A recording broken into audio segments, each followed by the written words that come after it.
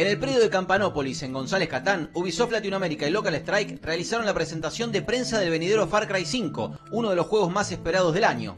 Salido al mercado el día martes, el juego estará disponible para PlayStation 4, Xbox One y PC, y en el Player One de la semana próxima podrás ver la review.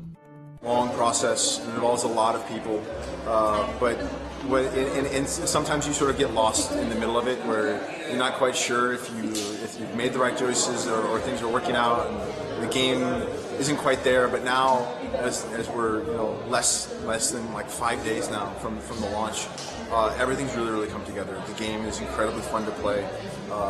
People that have gotten a chance to have hands-on have had really overwhelmingly positive experience, and that's really cool to see. I think that you can forget sometimes who you're making these games for, and being able to put it in the players' hands and see the reaction and see the smiles is really fun. Writing a story is tough. You're creating your own world and your own characters, and you're trying to understand who these characters are and what is the story that they want to take you on. And you have to be open to that process, and being able to work with Dan and JS to craft this story, build these characters, and then cast these actors to come in and understand who these characters are, and really start to dig into what makes them human and what drives them.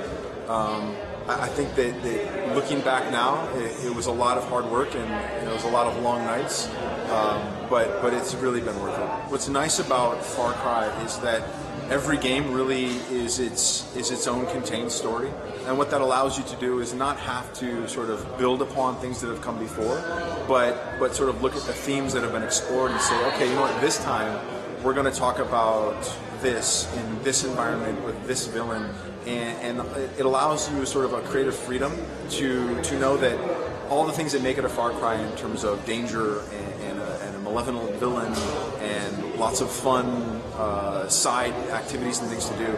There's some tentpoles there, but within that there's a lot of room to experiment and write a story that feels personal and resonant.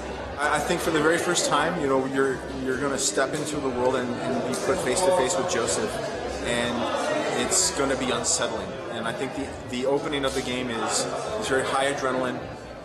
It's very action movie, and I think it sets up who your antagonist is and how you're going to have to deal with him.